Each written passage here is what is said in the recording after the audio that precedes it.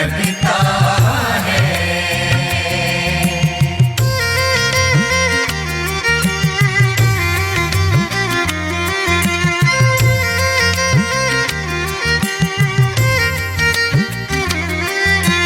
हो रही दूर है अजान कहीं, हो रही दूर है अजान कहीं, अब ना कुछ बेगाना लगता है,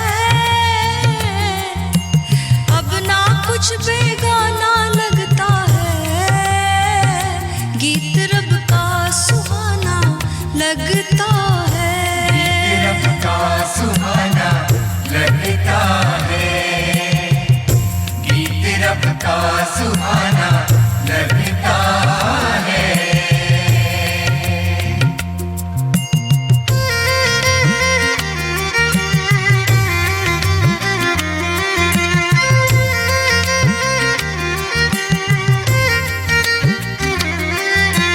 गुजरा लाहौर के ऊपर से कल, गुजरा लाहौर के ऊपर से कल, शहर जाना पहचाना लगता है, शहर जाना पहचाना लगता है, गीत रब का सुहाना लगता है, रब का सुहाना लगता है, गीत रब का सुहाना लगता है।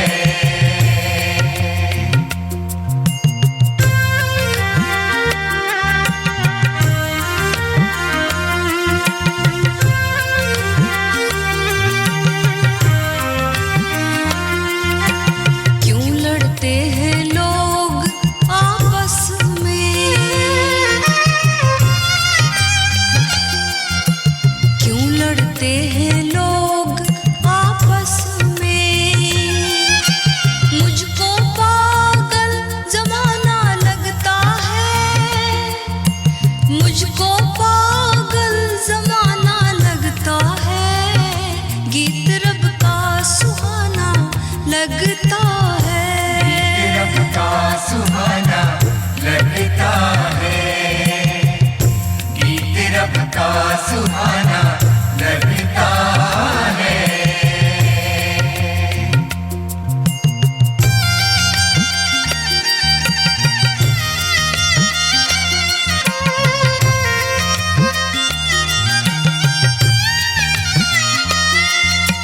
जब भी कहता कोई बुरा मुझको, जब भी कहता कोई बुरा मुझको, दोस्त अपना पुराना लगता है, दोस्त अपना पुराना लगता है, गीत रब का सुहाना लगता है, रब का सुहाना लगता है, गीत रब का सुहाना लगता है।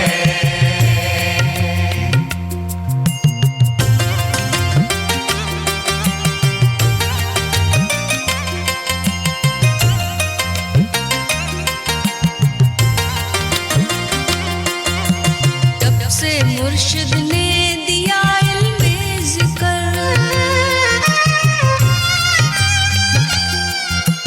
जब से मुर्शिद ने दिया इल्मे ज़िक्र, मज़हब सब बचकाना लगता है,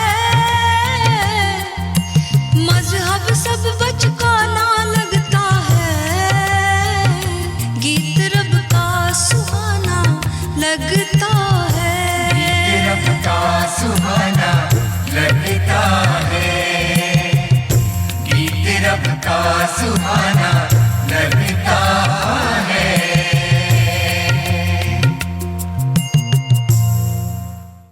नमस्कार। बड़ी प्यारी गज़ल है।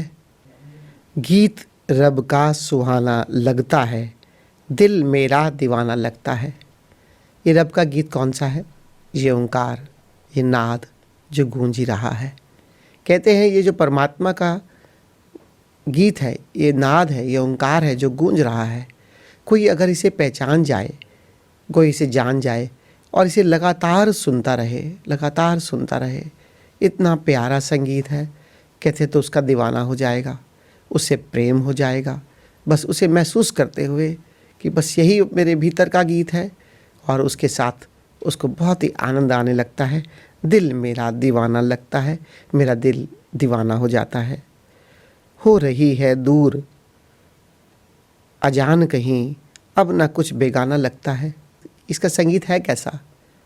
जैसे मस्जिद में अजान होती है, लेकिन अजान कोई बहुत दूर हो रही है, और बहुत दूर, बहुत महीन, बस वो दूर से आती आवाज़, वो सदाए आसमानी, वो जो दूर अजान हो रही है, इस तरह ये परमात्मा का संगीत है, ये ओंकार है। इसे पहचानो, इसे जानो, इसे सुनोगे तो एकदम शांत होने लगोगे। इसे सुनोगे, निरंतर सुनते हुए अपने भीतर जुड़ जाओगे। दूर हो रही दूर है अजान कहीं, अब ना कुछ बेगाना लगता है। और एक बार जब परमात्मा के संगीत से जुड़ जाते हो, और जुड़ते जुड़ते जुड़ते जुड़ते उसके साथ एक होते हुए फिर गहन समाधि के क्षणों में, गहन अपने भीतर कुछ क्षणों में अद्वैत की घटना घटती है कि सब कुछ तो एक है यहाँ। कौन है यहाँ बेगाना, कौन अपना, किसको अपना कहूँ, किसको बेगाना कहूँ? सब तो उस परमात्मा के ही स्वरूप है, सब तो उसी के रूप हैं। कहते हैं कि जब एक उसको जान जाते हो परमात्मा के रूप को, तभी कोई बेगाना नहीं लगता। लेकिन इससे पहले इस यात्रा से गुजरना होगा, इससे पहले इस परमात्मा के संगीत को सुनते हुए, उसे जानते हुए, उसके साथ एक होते हुए, तब ये कह सकते हो कि अब यहाँ कुछ भी बेगाना नहीं। गुजरा लाहौर के ऊपर से कल, शहर जाना पहचाना लगता है। हवाई यात्रा करते हुए कभी गुजरे होंगे। आजकल तो हवाई जहाज़ में सुविधा है, बताते हैं कि हमारा हवाई जहाज़ कहाँ कहाँ से निकल रहा है। और कहते हैं जब लाहौर से गुजरा तो नीचे देखा जगमगाती हुई बत्तियों को, और कहा कि ये लाहौर कितना एक दूसरे के लोगों के भीतर ये देश में जहर भर जाता है कि ये दूसरा मुल्क, यहाँ के रहने वाले लोग क्या हमारे दुश्मन हैं? लेकिन संतों को कभी कहीं बेगानापन नहीं लगता। सबको लगता है संतों को कि कोई भी है, यहाँ कोई दुश्मन कैसे हो सकता है? सबके भीतर प्रेम है, सबके भीतर परमात्मा है, सब मेरा ही तो फैलाव है। और जब से मेरा ही फैलाव है, क्योंकि जब अपने भीतर आत्मज्ञान के बाद संतों को ब्रह्म ज्ञान होता है तो उन्हें पूरे ब्रह्म में एक ही परमात्मा नज़र आता है।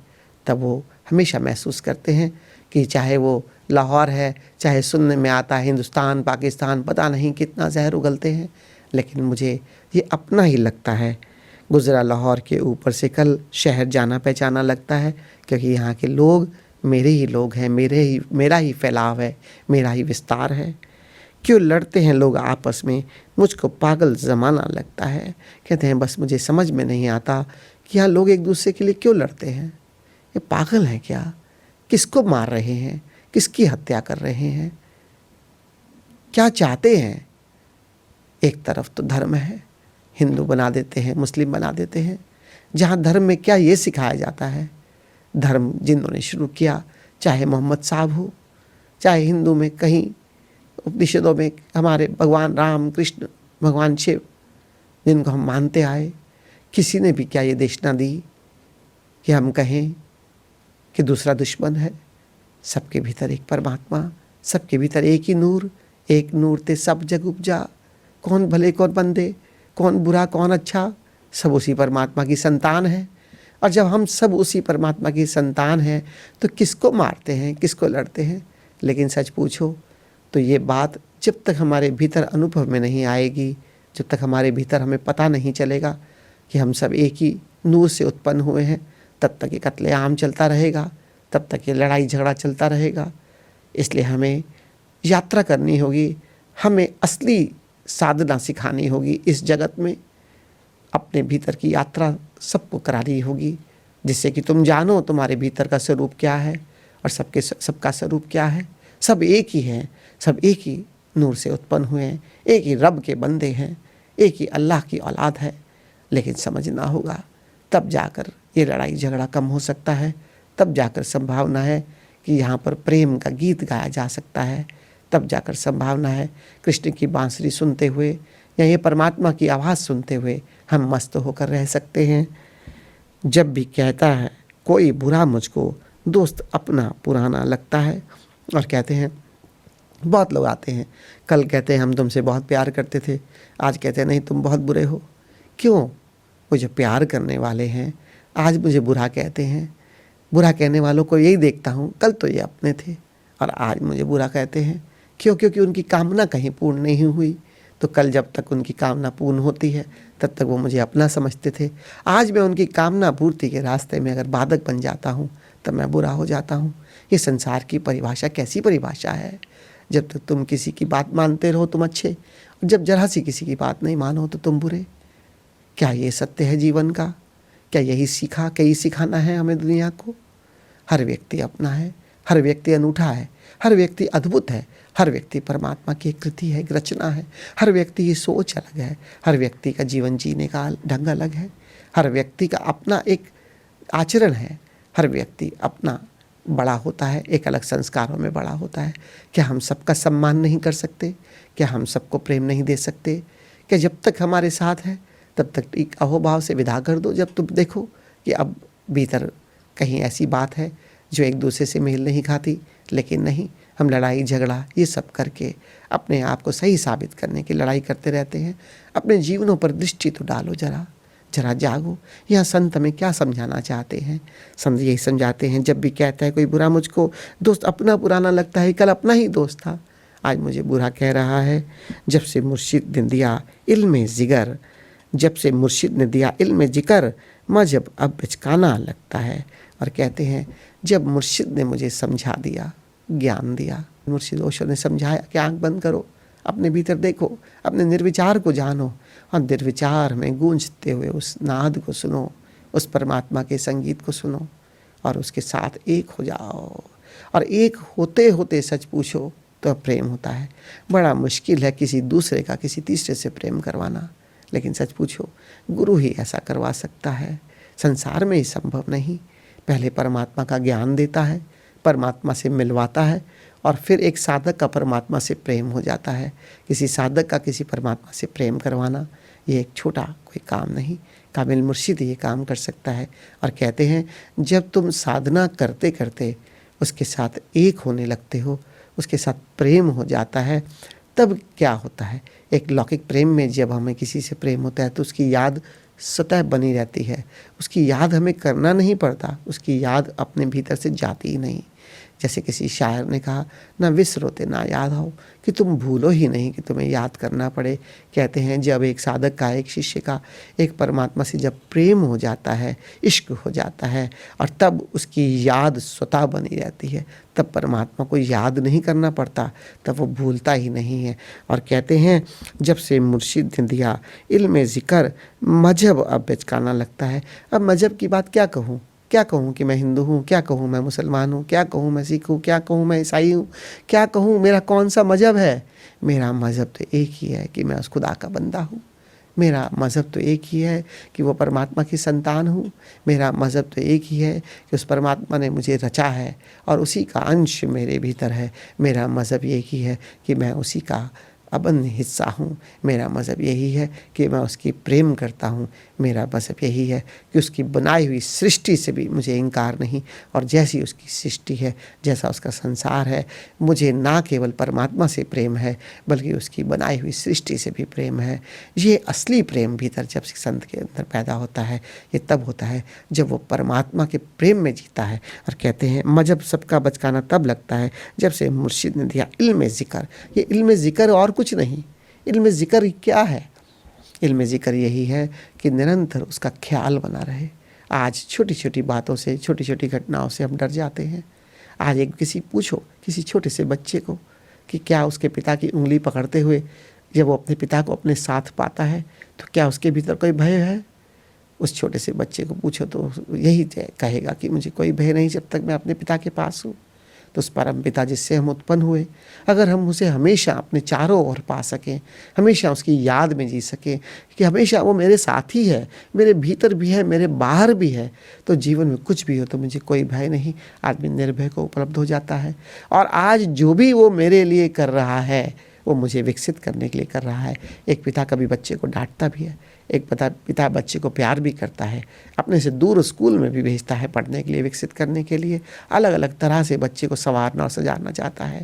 एक भौतिक रिश्ते में एक पिता अपने बच्चे के साथ ऐसा करता है, तो क्या हम नहीं समझ सकते उस परम पिता वो भी हमें ज्ञान देने के लिए, विकसित करने के लिए हमारे जीवन में कई कुछ ऐसी घटनाएँ घटवाता होगा जिससे कि हम कुछ सीखें, कुछ जानें, कुछ विकसित हो जाएं। लेकिन अगर हम उसे माने कि वो हमारा पिता है, अगर वो माने कि वो हमारे सारे साथ है, हमेशा हमारे चारों तरफ बना हुआ है, तभी ये संभावना है कि हम निर्भय होकर ही ना जिएंगे।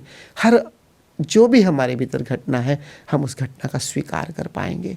हम कहते हैं कि परमात्मा हमें प्यार करता है, हम कहते हैं कि वो चारों तरफ है, हम कहते हैं कि हम उसके हिस्से हैं, लेकिन हम जब जीते हैं तो हम अहंकार में ग्रस्त होकर हम ये समझने लगते हैं कि सब कुछ करने वाला मैं हूँ, सब कुछ मेरे ही द्वारा हो रहा है, सब कुछ मुझे ही करना है। हम सब भूल जाते हैं कि कौन सा परमात्मा, कैसा परमात्मा। लेकिन सच पूछो, अगर हम ये कहें कि हम परमात्मा से घिरे हुए हैं, वो हमें हर समय सहारा दे रहा है, तो हमारे आचरण में कैसे आ जाए। और कामिल मुर्शिद ने मुझे सिखाया जिक्र रब में जीना, अर्थात हमेशा उसकी याद में जीना, और हमेशा उसके याद में, उसके एहसास में जीकर मैं निर्भय होकर जीता हूँ, मैं बस मस्त होकर जीता हूँ, मैं आनंदित होकर जीता हूँ। और अब मुझे कोई मजहब मुझे मेरे से अलग नहीं कर सकता, क्योंकि मैं अपनी आत्मा से जुड़कर जी रहा हूँ। यही मेरा असली मजहब है, यही मेरी धार्मिकता है, और यही पूरा अध्यात्म है। स्वयं को जानो, अपनी आत्मा को जानो, उस परमात्मा को जानो और उसी की याद में जियो। इससे बड़ा कोई धर्म नहीं, इससे बड़ी कोई धार्मिकता नहीं, इससे बड़ी अध्यात्म की कोई परिभाषा नहीं। धन्यवाद।